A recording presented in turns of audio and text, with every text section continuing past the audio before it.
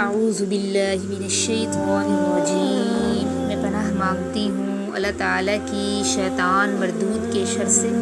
بسم اللہ الرحمن الرحیم، میں شروع کرتی ہوں اللہ تعالیٰ کے بابرکت نام سے جو بڑا مہربان نہایت رحم کرنے والا ہے۔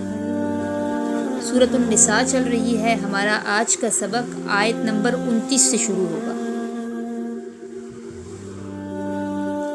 یا ایھا الذین آمنوا، اے ایمان والو، لا تأکلوا، نہ تم کھاؤ، اموالکم، اپنے مال، بینکم، آپس میں، بالباطل، باطل طریقے سے، ناحق طریقے سے، الا، سوائے اس کے، ان یہ کہ تکونا ہو، تجارتاً، لین دین، کاروبار، تجارت، عن تراضٍ، آپس کی رضامندی سے، منکم، تمہاری، ولا تقتلوا، اور نہ تم قتل کرو، انفسکم، اپنی، ان اللہ، بے شک اللہ تعالیٰ، کانا ہے، بکم، تم پر، رحیما، مہربان۔ چلیں نوٹ کریں۔ اے ایمان والو، لا تأکلوا، نہ تم کھاؤ،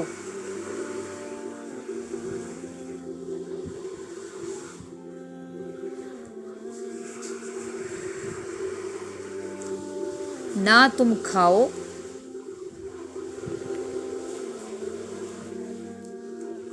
اموالکم، اپنے مال،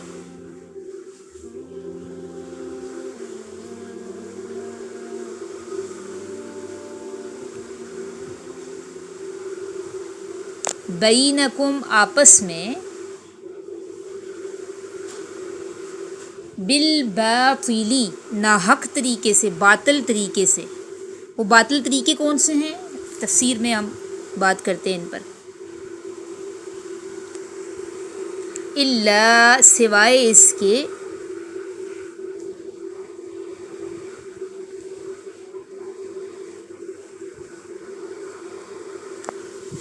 ان یہ کہ تکونا ہو، سوائے اس کے یہ کہ ہو،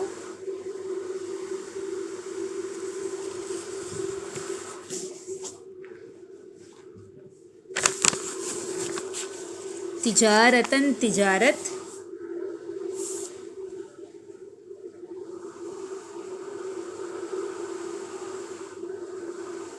سوائے اس کے یہ کہ ہو تجارت، یا لین دین بھی لکھ سکتے ہیں، ٹھیک ہے، بزنس، تجارت، لین دین، عن تراضٍ منکم، عن تراضٍ، آپس کی رضامندی سے،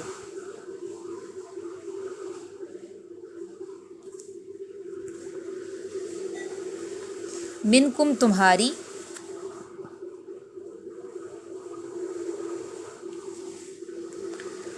ولا تقتلوا، اور نہ تم قتل کرو،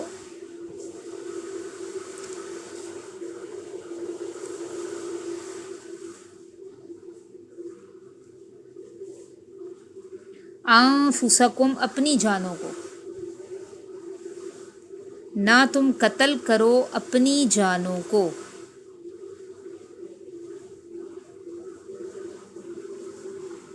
ان اللہ، بے شک اللہ تعالی، کانا ہے،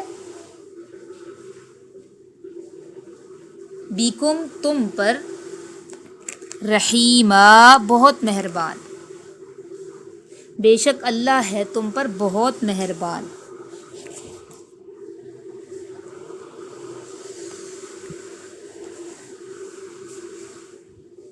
اللہ تعالیٰ نے یہاں اے ایمان والو کہہ کر مخاطب کیا ہم الرٹ ہو گئے کہ اللہ کیا کہہ رہا ہے۔ تو آگے اللہ تعالیٰ کیا کہہ رہے ہیں کہ آپس میں ایک دوسرے کے مال باطل ناحق طریقے سے نہ کھاؤ۔ پیچھے خواتین سے متعلق جو مال کی بے احتیاطیاں تھیں، جو ان کو وراثت میں حصہ نہیں ملتا تھا، یا ان کا جو مال ہوتا تھا اس کو قبضے میں کر لینے کی جو کوشش ہوتی ہے ہماری سوسائٹی میں، اس کی اللہ نے مذمت کی نا۔ اب ہر قسم کا مال، ایسا مال جو باطل ذرائع سے حاصل ہو، اس کو کھانا بھی شریعت نے حرام قرار دیا ہے۔ باطل ذرائع سے وہ کون سا ذریعہ ہے جو باطل ذرائع کہلاتے ہیں؟ آمدنی کے باطل ذرائع کون سے ہوتے ہیں؟ بتائیں۔ ہاں جی، رشوت، ہاں، اور باقی سب بھی الرٹ ہو جائے، بتائیں۔ ہاں، جوا، ٹھیک ہے، سود، بالکل، دھوکے سے کھانا کسی کا، خیانت سے کھانا، چوری، ڈکیتیاں، ٹھیک ہے۔ باطل طریقے کون سے؟ باطل طریقے یہ سارے طریقے، ٹھیک ہے۔ خیانت سے کسی کا مال کھانا، چوری، ڈکیتی، سود، رشوت، دھوکہ دہی، جوا، چھینا جھپٹی، ٹھیک ہے، یہ ساری چیزیں کیا ہیں؟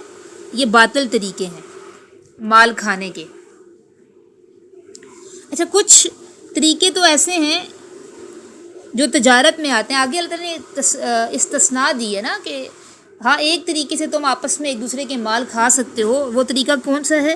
کہ آپس میں تجارت کر رہے ہو تو اس سے جو نفع حاصل ہو وہ کھا سکتے ہو، آپس کی رضامندی سے لین دین کر رہے ہو اور اس سے جو نفع مل رہا ہے، جیسے کہ بزنس میں ہوتا ہے۔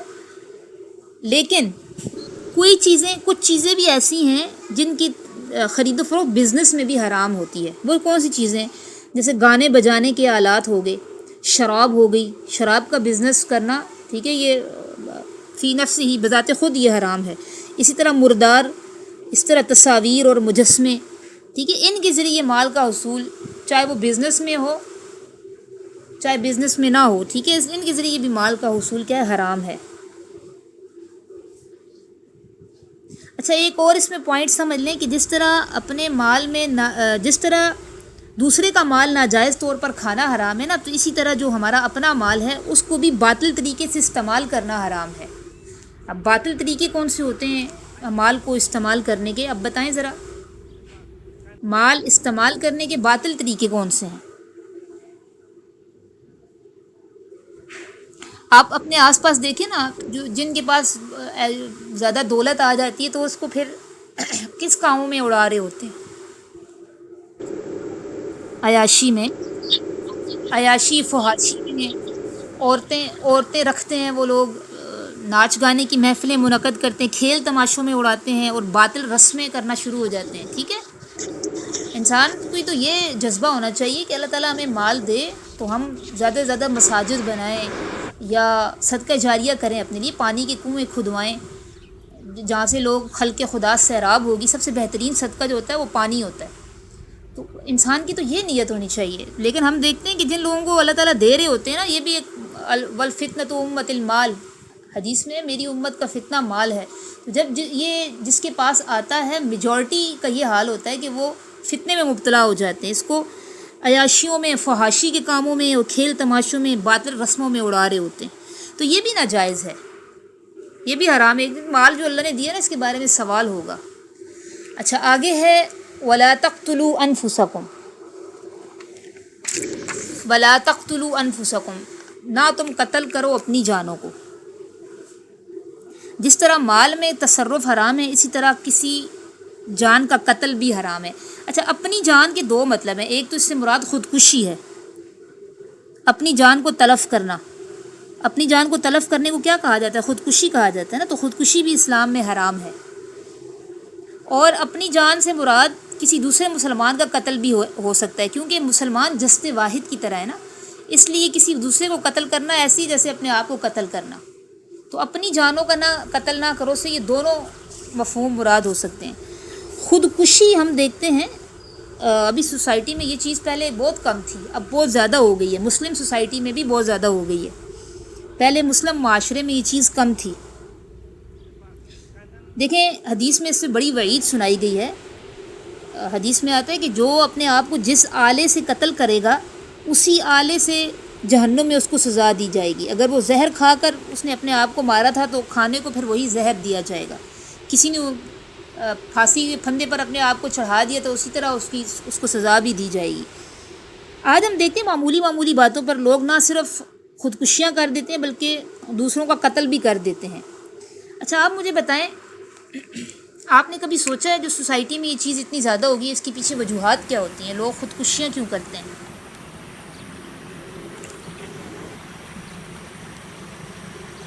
خودکشی کی غربت، ہاں۔ اب دوسرا پوائنٹ کوئی اور بتائے؟ گھریلو مسائل اور حرام پیسہ،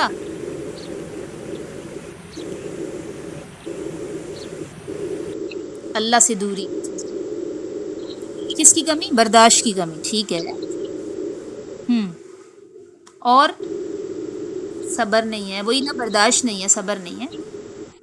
ہاں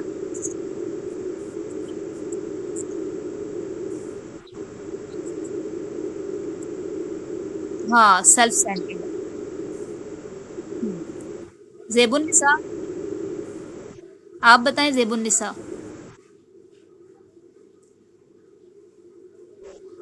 زیب النساء، بات سن رہی ہیں آپ میری؟ بتائیں خودکشی کے پیچھے وجوہات کیا ہوتی ہیں، آپ کے ذہن میں کیا ہے؟ ہم؟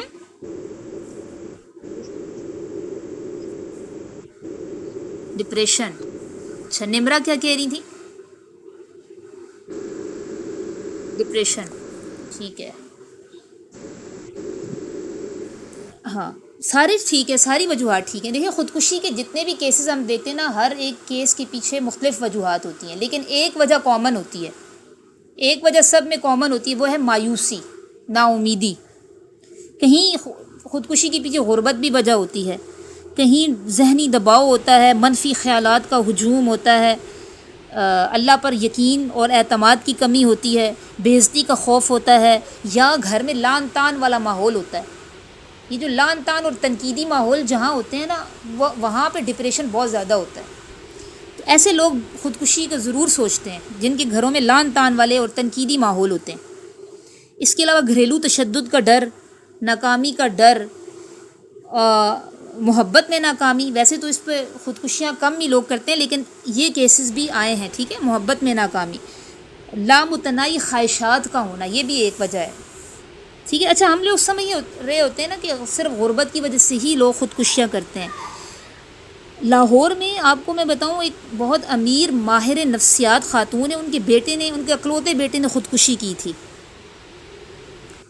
وہ تو منہ میں سونے کا چمچہ لے کے پیدا ہوا تھا، اس نے کیوں خودکشی کی؟ اس کے پیچھے کیا وجہ تھی؟ لامتناہی خواہشات، اس کی ہر خواہش پوری کی جاتی تھی۔ وہ خود بیچاری دوسروں کا علاج، جب ان کا انٹرویو ہو رہا تھا، مجھے ان کا کیس سن کے بڑا دکھ ہو رہا تھا۔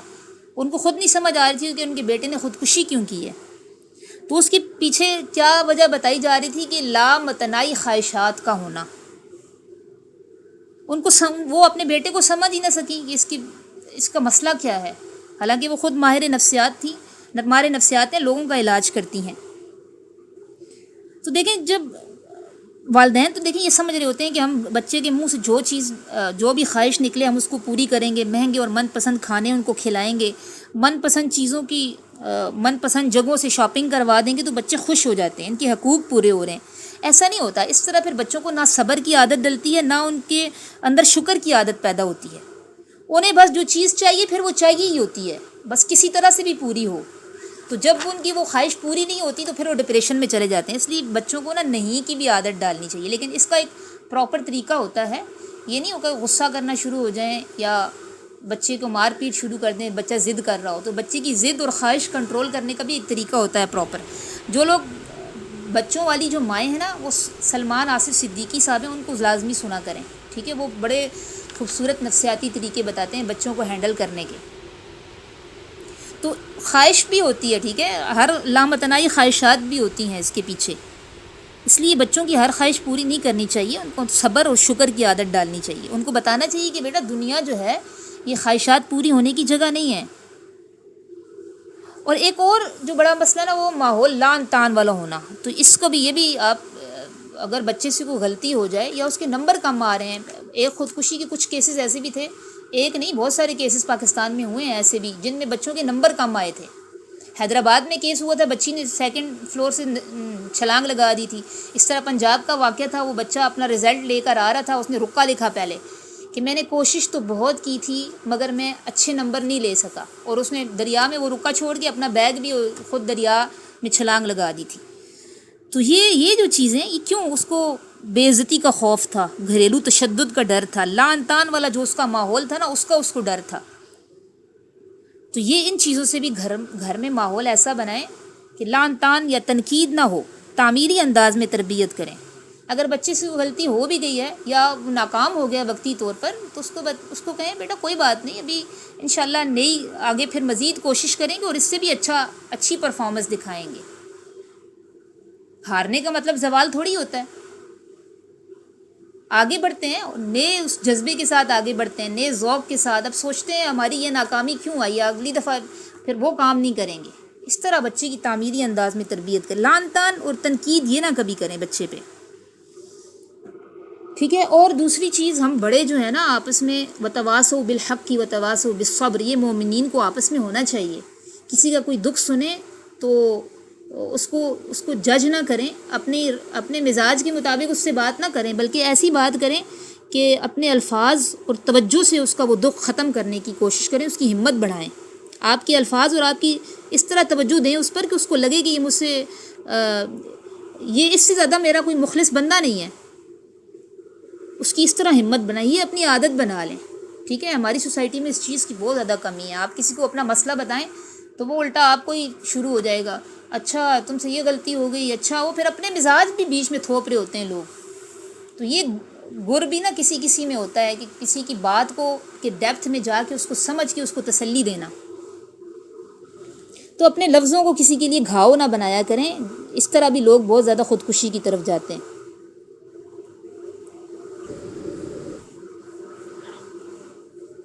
اچھا جی، آگے دیکھیں. اور نہ تم قتل کرو اپنی جانوں کو، بے شک اللہ ہے تم پر مہربان. وَمَن يَفْعَلْ، اور جو کوئی بھی کرے گا، ذَلِکَ، یہ سارے کام، یعنی یہ سارے نافرمانی والے کام کون کون سے گزرے ہیں؟ مال ناحق کھانا، اپنا مال بے جا اڑانا، اور خودکشی کر لینا یا کسی دوسرے کو قتل کر دینا. یہ سارے کام جو کرے گا، عدواناً، سرکشی سے، وظلماً، اور ظلم سے، فسوف، پس جلد ہی، نصلیہ، ہم اس کو ڈالیں گے، اس کو داخل کریں گے، نارن، آگ میں، وکانا، اور ہے، ذالک، یہ بات، علی اللہ، اللہ پر، یسیرا، آسان. چلیں لکھ لیں. وَمَن یفعل، اور جو کوئی کرے گا، ذالک، یہ آگے بریکٹ میں لکھ رہے ہیں برے کام، یہ برے کام. اور جو کوئی کرے گا یہ برے کام، یا یہ نافرمانیاں بھی لکھ سکتے ہیں. ٹھیک ہے،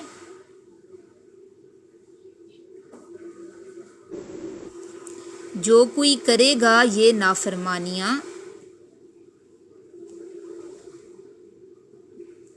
ذالک اس میں اشارہ ہے، عدواناً، سرکشی، و ظلماً، اور ظلم سے،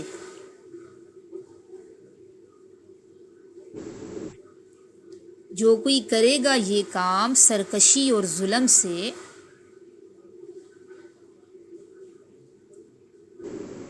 فسوف، پس جلد ہی، نصلیہ، ہم داخل کریں گے اس کو، ہم ڈالیں گے اس کو،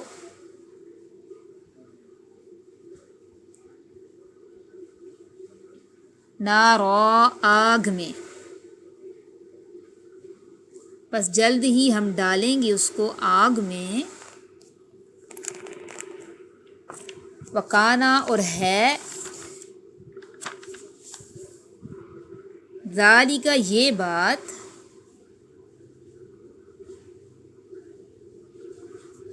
علی اللہ، اللہ پر، یسیرا، آسان، یسرن، آسانی کو کہتے ہیں. یسرا نام بھی لوگ رکھتے ہیں نا، یسرا. اور ہے یہ بات اللہ پر آسان.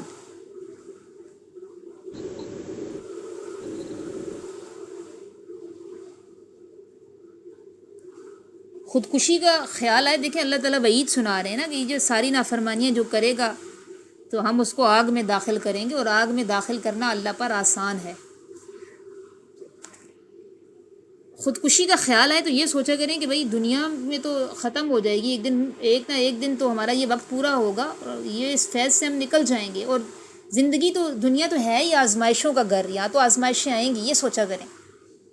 تو یہ تو ایک دن ختم ہو جائے گا، ہم نے خودکشی کر لی، اپنی جان تلف کری، تو وہ عذاب سے تو پھر ہماری ساری زندگی جان نہیں چھوٹے گی، وہاں سے تو واپسی بھی نہیں ہے کہ توبہ طائب ہو جائیں، ٹھیک ہے؟ تو اپنی ذہنی صحت کا خیال رکھا کریں اور ایسے ڈپریشن میں جانے سے بچیں کہ آپ کو خودکشی کا خیال آنے لگے۔ آگے دیکھیں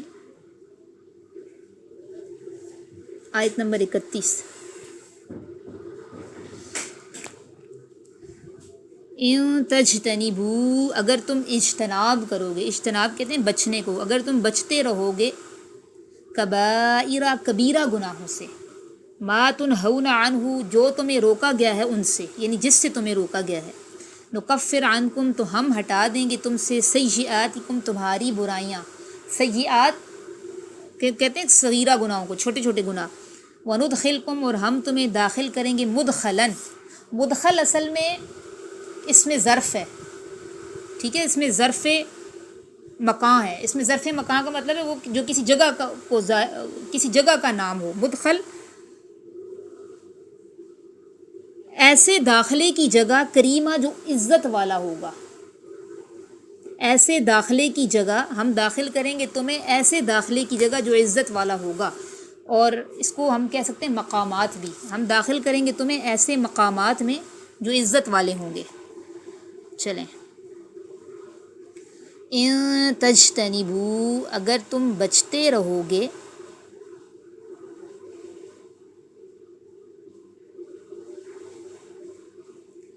اگر تم بچتے رہو گے، کبائر کبیرہ گناہوں سے،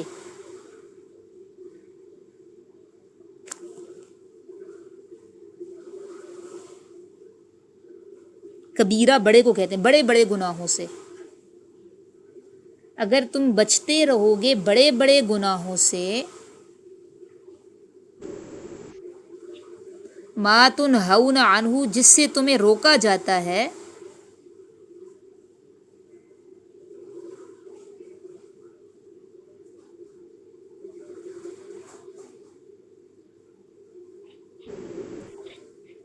جس سے تمہیں روکا جاتا ہے، نکفر ہم ہٹا دیں گے،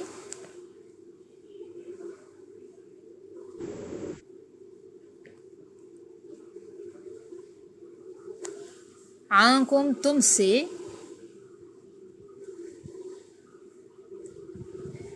ہم ہٹا دیں گے تم سے، سیئاتکم تمہارے چھوٹے گناہ،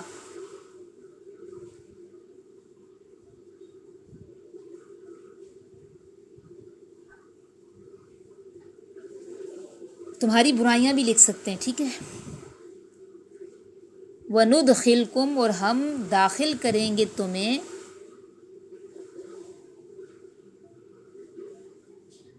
اور ہم داخل کریں گے تمہیں مدخلاً کریمہ عزت کے مقامات میں، یا آپ اس کو ایسے بھی لکھ سکتی ہیں ایسے داخلے کی جگہ جو عزت والی ہوگی، عزت کے مقامات میں،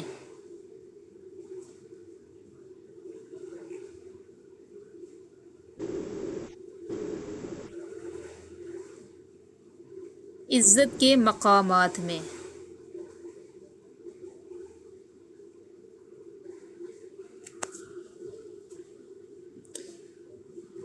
اگر تم بچو کبیرہ گناہوں سے، تقویٰ کے لیولز میں دوسرا لیول ہے، یہ ہم نے سب نے پورا کرنا ہوتا ہے، ٹھیک ہے۔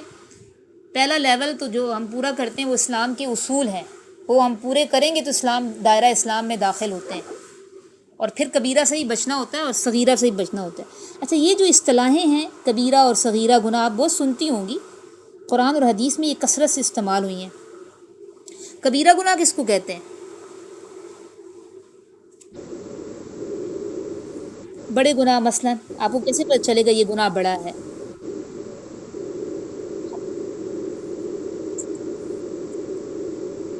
ہاں، دیکھیے اس کی تعداد تو بہت زیادہ ہے، لیکن اس کا میں نے اصول نا، میں نے اس کے کچھ آپ کو سمجھانے کے لیے گروپ میں بھی تھوڑا سا بھیجا ہے۔ ان کی تعداد تو بہت زیادہ ہے نا، تو یاد رکھنا اس لیے مشکل ہوگا، تو ایک اصول سمجھ لیں۔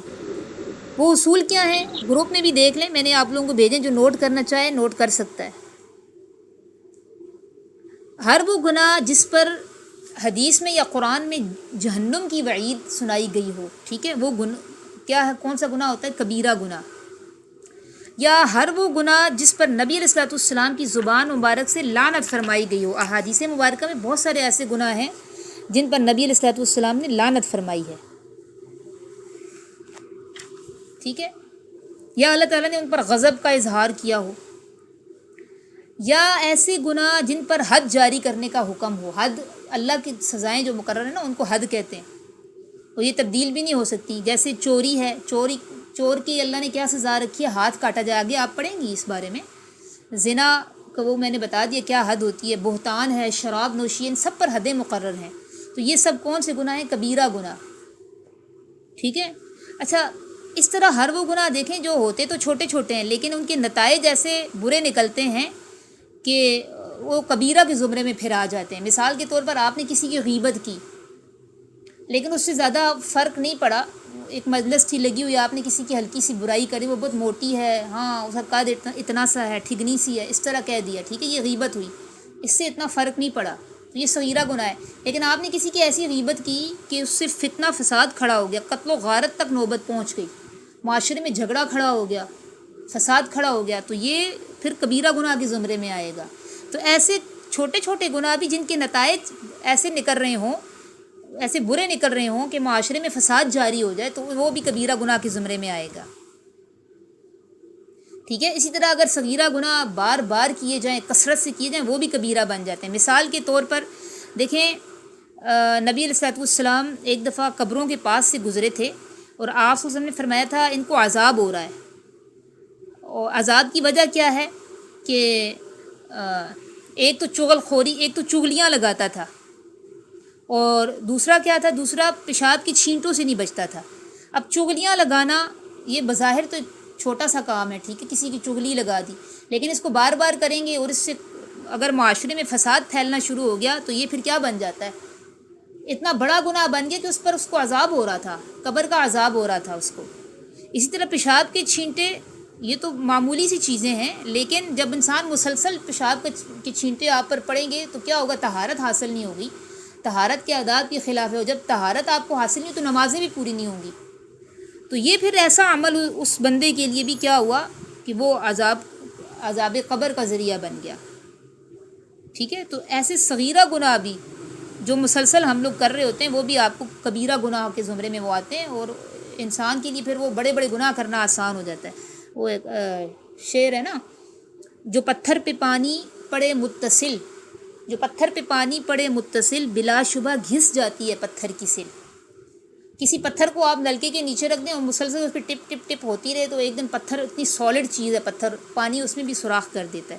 تو مسلسل جب آپ بڑے گناہ کریں گے، چھوٹے گناہ کریں گے، تو وہ پھر آپ کو ایک دن بڑے گناہوں کی طرف لے جائیں گے، ٹھیک ہے۔ تو اس لیے ہم نے کیا کرنا ہے؟ کبیرہ اور صغیرہ دونوں قسم کے گناہوں سے بچنا ہے۔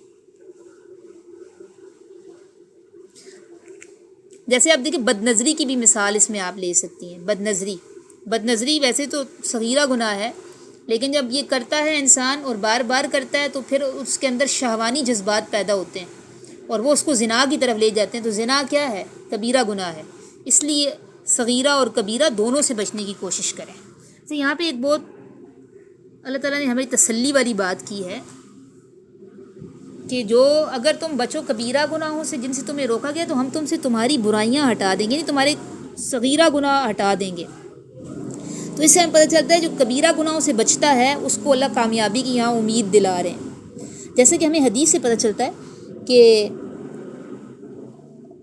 ایک جمعہ سے دوسرے جمعہ تک اور ایک رمضان سے دوسرے رمضان تک، اس کے درمیان جو انسان سے گناہ ہو جاتے ہیں نا، بشرطے کہ انسان کبیرہ گناہوں سے بچتا ہو، یہ بھی یاد رکھ لیں، تو وہ اس کے درمیان ہونے والے گناہوں کا کفارہ بن جاتا ہے۔ مثال کے طور پر آپ نے اچھی طریقے سے ادا کی، جمعے کی نماز پڑھی، ساری چیزیں کی آپ نے، اور درمیان میں آپ کبیرہ گناہوں سے بچتی رہی، دوسرا جمعہ آ گیا، تو درمیان میں جب چونکہ آپ نے کبیرہ گناہ نہیں کیے ہیں تو جمعہ کی برکت سے اگلے جمعے کی برکت سے اللہ تعالیٰ درمیان والے جتنے بھی آپ کے صغیرہ گناہ ہوئے ہیں نا، وہ چھوٹے چھوٹے گناہ وہ معاف کر دیتے ہیں عبادات کی برکت سے۔ اسی طرح رمضان سے رمضان تک، ایک رمضان سے دوسرے رمضان تک، درمیان میں پورے سال جو چھوٹے چھوٹے گناہ آپ سے ہوتے گئے، بشرطے کہ آپ بڑے بڑے گناہوں سے بچتی گئی، تو وہ آپ کے لیے اگلا رمضان گناہوں کی معافی کا سبب بن جاتا ہے، چھوٹے چھوٹے گناہوں کی معافی کا سبب بن جاتا ہے۔ اس طرح وضو کے بارے میں بھی ہے کہ انسان جب وضو کرتا ہے تو جب ہاتھ دھوتا ہے تو ہاتھ سے جو انسان کے چھوٹے چھوٹے گناہ ہو جاتے ہیں وہ ہاتھ دھونے سے وہ دھل جاتے ہیں، زبان سے کلی کرنے سے وہ زبان کی گناہ، اسی طرح جب انسان وضو کرتا ہے تو اس چھوٹے چھوٹے سارے گناہوں سے پاک ہو جاتا ہے۔ اس طرح دو نمازوں کے درمیان کا بھی یہی حکم ہے، فجر کی آپ نے نماز پڑھی، پھر ظہر کے پڑھی، اس کے درمیان جو آپ سے لغزشیں ہوئیں، جو غلطیاں ہوئیں، بد نظری ہو گئی یا کسی کی غیبت کر دیا آپ نے یا اور کوئی آپ سے صغیرہ گناہ ہو گیا، تو یہ معمولی لغزشیں نمازوں کی برکت سے معاف ہو جاتی ہیں۔ ان الحسنات یذہبن السیئات، اس آیت کو یاد کر لیں، ان الحسنات یذہبن السیئات، نیکیاں برائیوں کو کھا جاتی ہیں۔ چلیں آگے دیکھیں۔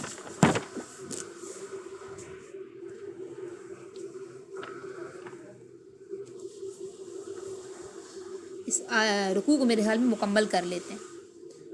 وَلَا تَتَمَنَّوْا، اور نہ تم تمنا کرو، آرزو کرو، ما فضل اللہ، جو فضیلت دی ہے اللہ نے، بھی اس چیز میں، بعضکم علی بعض، تمہارے بعض کو بعض پر، للرجالی، مردوں کے لیے، نصیب حصہ ہے، مما اکتسبوا، اس میں سے جو انہوں نے کمایا، وللنساء، اور عورتوں کے لیے ہے نصیب حصہ، مما، اس میں سے، اکتسبنا، جو انہوں نے کمایا، واسألوا اللہ من فضلی، اور تم مانگو اللہ سے اس کا فضل، ان اللہ کان بکل شیء علیما، بے شک اللہ ہے ہر چیز کو جاننے والا۔ نوٹ کریں، اور نہ تم تمنا کرو،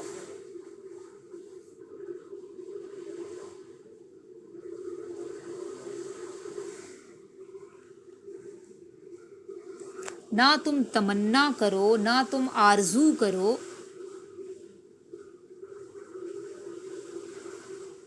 ما، اس چیز کی، فضل اللہ، فضیلت دی ہے اللہ نے، بھی، جس میں،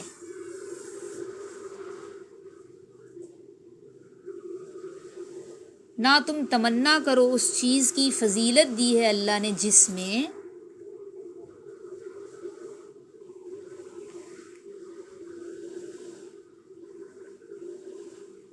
بعضکم علی بعض، تمہارے بعض کو بعض پر،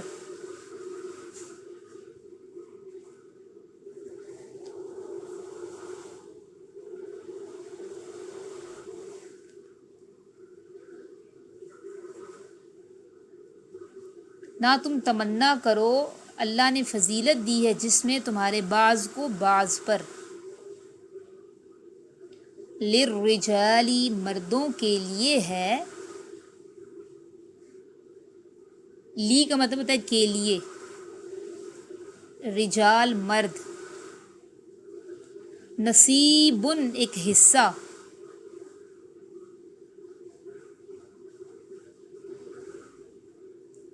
مما اکتسبوا، اس میں سے جو انہوں نے کمایا، کمایا یعنی جو نیکیاں کمائیں، مردوں کے لیے ہے ایک حصہ اس میں سے جو انہوں نے کمایا،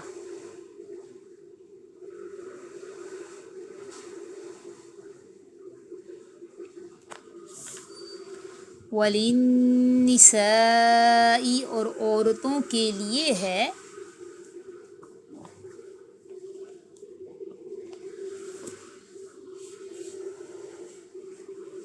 نصیب حصہ،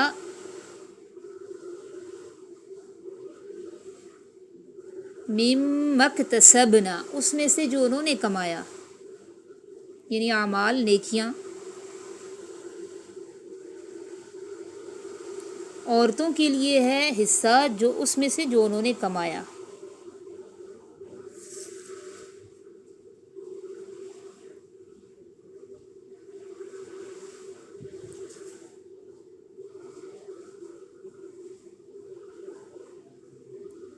وَاسْأَلُوا اللَّهَ، اور تم مانگو اللہ سے،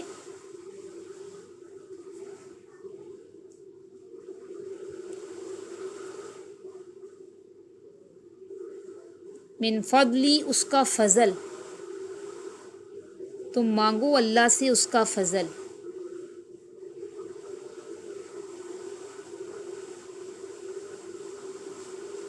بے شک اللہ ہے ہر چیز کو علیمہ، جاننے والا. تم مانگو اللہ سے اس کا فضل، بے شک اللہ ہے ہر چیز کو جاننے والا. اس آیت کا شان نزول ہے. حضرت سلمہ رضی اللہ تعالیٰ عنہ، ان کی طرف یہ بات منسوب کی جاتی ہے کہ انہوں نے نبی علیہ السلام کے پاس آ کر کہا تھا کہ مرد تو ہم سے اجر میں آگے بڑھ گئے، ہم عورتیں گھروں میں رہتی ہیں جبکہ مرد جہاد میں شریک ہوتے ہیں اور ان کو اجر و ثواب ملتا ہے، مال غنیمت بھی ان کو مل جاتا ہے. کاش ہم بھی مرد ہوتی تو دنیا اور آخرت میں ہمیں بھی وافر حصہ ملتا. تو عورتوں کے اس خیال کے جواب میں اللہ نے یہ آیت نازل فرمائی اور اس قسم کے خیالات کے اظہار سے روک دیا. دیکھیں جنس کی جو تفریق ہوتی ہے نا، جنس کسی کو مرد بنا دیا کسی کو عورت بنا دی، یہ اللہ کے کنٹرول میں ہے، یہ کلی طور پر اللہ کے اختیار میں ہے. یہ اللہ کی حکمت اور اس کا اختیار ہے. ہم نے اللہ کو کوئی اپلیکیشن، کوئی درخواست تو نہیں دی تھی کہ اللہ مجھے عورت ہی بنانا. اللہ تعالیٰ چاہتے تو دیکھو ہمیں جانور بھی بنا سکتے تھے، شکر ہے اللہ نے انسان تو بنایا. یا اللہ چاہتا تو ہمیں مخنث بنا دیتا، معاذ اللہ. ٹھیک ہے، تو پھر جیسے اللہ نے انسان کو جنس دی ہے، پھر اس کی استعداد، جو صلاحیتیں ہیں مرد کی الگ ہیں، عورت کی قوت اور اس کی ڈیوٹیز الگ ہیں. مرد کے اندر جو استعداد اور قوت ہے اس کے مطابق اس کا دائرہ کار، اس کی ڈیوٹیز بھی ہیں، اور عورت کی جو استعداد اور قوت ہے اس کے مطابق اللہ تعالیٰ نے اس کی ڈیوٹیز رکھی ہیں.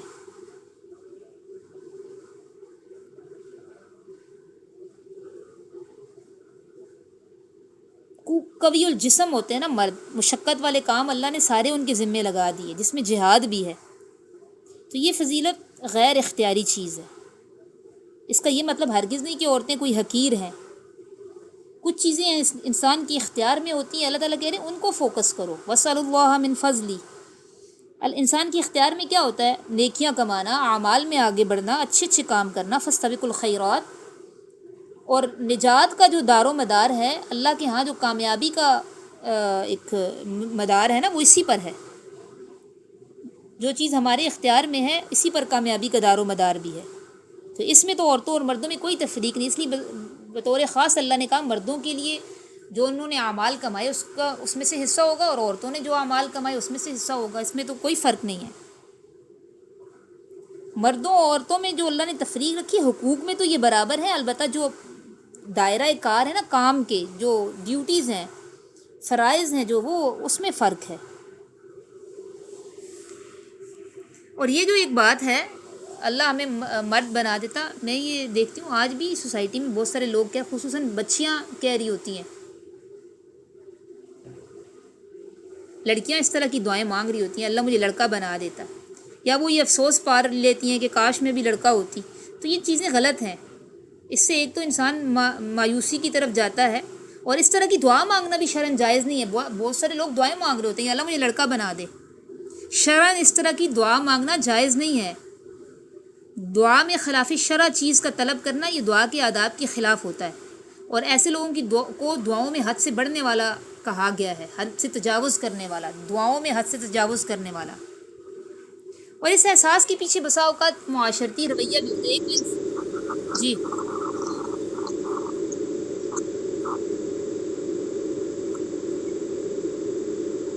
لوگ کیا دعا کرتے ہیں بیٹوں کے لیے، اولاد نرینہ کے لیے؟ نہیں وہ تو جائز ہے، اولاد کے لیے دعا مانگنا جائز ہے، لیکن جو اللہ دے دے پھر اس پر منہ بنانا جائز نہیں ہے. ٹھیک ہے، وَاسْأَلُوا اللَّهَ مِن فَضْلِهِ کا لفظ ہے نا، اللہ سے اس کے فضل کا سوال مانگو. اللہ سے یہ مانگنا چاہیے کہ اللہ صحیح و سالم اولاد نصیب کر، نیک اور صالح اولاد نصیب کر. دیکھیں بچہ پیدا ہو جائے خدا نخواستہ معذور ہو تو یہ والدین کتنی سخت آزمائش میں آ جاتے ہیں.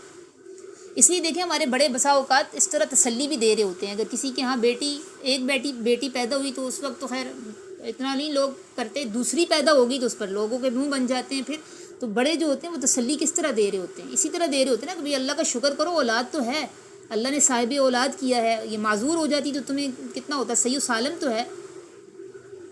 تو اسی طرف اللہ تعالیٰ توجہ فرما رہے ہیں کہ ہمیں دلوا رہے ہیں توجہ کہ وَاسْأَلُوا اللَّهَ مِن فَضْلِهِ، اللہ سے ہمیشہ اس کا فضل مانگا کرو. میں آپ کو بتا رہی ہوں اس کی یہ جو بچیاں کہہ رہی ہوتی ہیں نا، دعائیں مانگ رہی ہوتی ہیں، کبھی کبھی اس کے پیچھے کبھی تو اپنے کمپلیکسز ہوتے ہیں، کبھی والدین کا بھی یا معاشرے کا بھی امتیازی رویہ ہوتا ہے. امتیازی رویوں کی وجہ سے بھی بسا اوقات لڑکے لڑکیاں یا بہت زیادہ روک ٹوک جہاں ہوتی ہے تو لڑکیاں خصوصاً یہ خواہش کر رہی ہوتی ہیں کہ اللہ ہمیں لڑکا بنا دیتا. لڑکوں کو جب غیر معمولی پروٹوکول دیا جاتا ہے یا امتیازی سلوک ہوتا ہے نا، تو اس وقت بھی یا پھر اپنے کچھ کمپلیکسز بھی ہوتے ہیں. تو یہ چیزیں نہیں ہونی چاہیے. یہ چیزیں انسان کو ڈپریشن میں لے جانے والی ہیں. ڈپریشن سے بچنا چاہیے، ہمیشہ اللہ سے اس کا فضل مانگے، جو ہمارے اختیار میں ہم وہ کریں گے. ان اللہ کان بکل شیء علیما. چلیں آگے دیکھ لیں، رکوع مکمل ہو جائے گا. وَلِكُلٍّ، اور ہر ایک کے لیے، جعلنا، ہم نے بنا دیے ہیں، موالی وارث. موالی اصل میں مولا کی جمع ہے. مولا واحد ہے، موالی اس کی جمع ہے. موالی عربی میں کئی اس کے مطلب ہوتے ہیں. مولا دوست کو بھی کہتے ہیں نا، اور پڑوسی کو بھی کہتے ہیں، اور وارث کو بھی کہتے ہیں، پالی وارث. مما، اس میں سے، ترکا، جو چھوڑ دیا والدین نے، والاقربون، اور قریبی رشتہ داروں نے، والذین، اور جن لوگوں سے، عقدت، پختہ ہو. عقدت کا مطلب ہوتا ہے پختہ ہو چکا ہو، ایمانکم، تمہارا عہد. فآتوہم، پس تم دے دو ان کو، نصیبہم، ان کا حصہ. ان اللہ کان علی کل شیء شہیدا، بے شک اللہ ہے ہر چیز پر گواہ. لکھ لیں. وَلِكُلٍّ، اور ہر ایک کے لیے،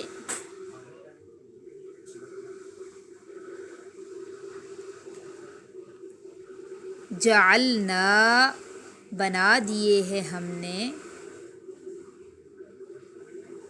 ہر ایک کے لیے بنا دیے ہیں ہم نے، موالیہ، وارث.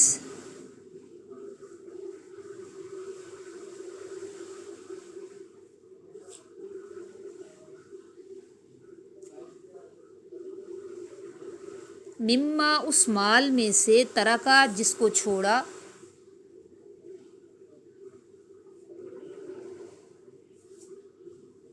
اس مال میں سے جس کو چھوڑا، الوالدانی، والدین، والاقربون، اور قریبی رشتہ داروں نے، اور قرابت داروں نے، ایسے بھی لکھتے ہیں. جس کو چھوڑا والدین اور قرابت داروں نے.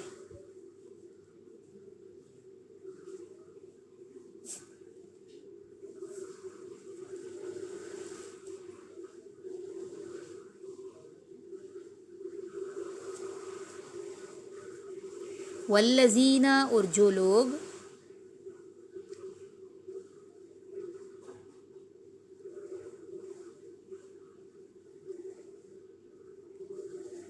لوگ، عقدت، پختہ ہو چکا ہو ان سے، ایمانکم، تمہارا عہد.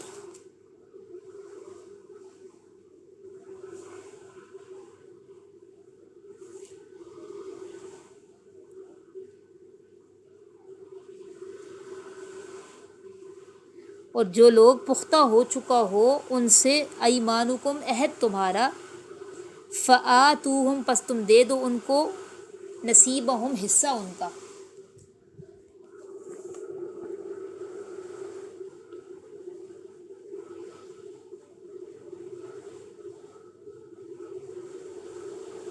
پس تم دے دو ان کو حصہ ان کا. ان اللہ، بے شک اللہ تعالی،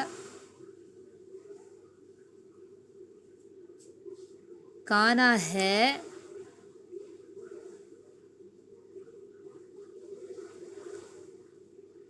علی کل شیء شہیدا، ہر چیز پر گواہ، بے شک اللہ ہے ہر چیز پر گواہ۔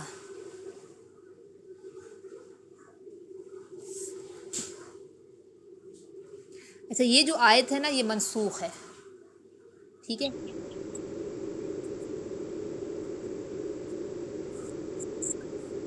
اچھا میں بتا رہی ہوں، ہر ایک کے لیے بنا دیے ہم نے موالیہ وارث، ہر ایک کے لیے بنا دیے ہم نے وارث، اس مال میں سے جو چھوڑا والدین اور قرابت داروں نے، اس مال میں سے جو چھوڑا والدین اور قرابت داروں نے۔ اتنا ہی تھا، ٹھیک ہے، باقی لکھ لیا سب نے؟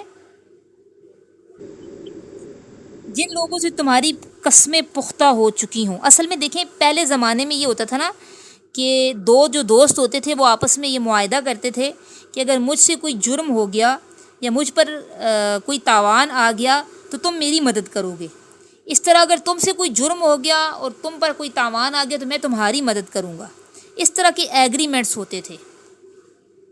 تو پھر دونوں کو وراثت میں بھی حصہ ملتا تھا، چھٹا حصہ، شروع میں چھٹا حصہ اسلام نے ایسے لوگوں کے لیے رکھا تھا جو دوست ہوتے تھے ان کے لیے، بعد میں اس کو اسلام نے منسوخ کر دیا، ٹھیک ہے۔ اب قریبی رشتہ داروں کے حصوں کے علاوہ دوستوں کے لیے حصہ نہیں ہے، اس لیے میں آپ سے کہہ رہی ہوں کہ یہ آیت اب منسوخ ہے۔ اس کو منسوخ کون سی آیت نے کیا؟ آگے سورہ احزاب میں آیات نازل ہوئی تھیں، اولو الارحام بعضهم اولی ببعض فی کتاب اللہ، یہ تھوڑی سی ہیڈنگ میں لکھ لیں کہ یہ آیت اب منسوخ ہے، یہ اسلام کے شروع میں یہ حکم تھا اور اسلام زمانہ جاہلیت میں بھی یہ حکم تھا، زمانہ جاہلیت میں بھی لوگ اس طرح کرتے تھے، زمانہ جاہلیت میں بھی کرتے تھے، اسلام کے شروع میں یہ حکم تھا کہ دوستوں کو بھی حصہ ملتا تھا، چھٹا حصہ، اور پھر اسے سورہ احزاب کی آیت نے منسوخ کر دیا۔ سورہ احزاب کی کون سی آیت ہے؟ اولو الارحام بعضهم اولی ببعض فی کتاب اللہ، ٹھیک ہے۔ چلیں، سبحان ربک رب العزت عما یصفون وسلام علی المرسلین والحمد للہ رب العالمین۔ ربنا تقبل منا انک انت السمیع العلیم۔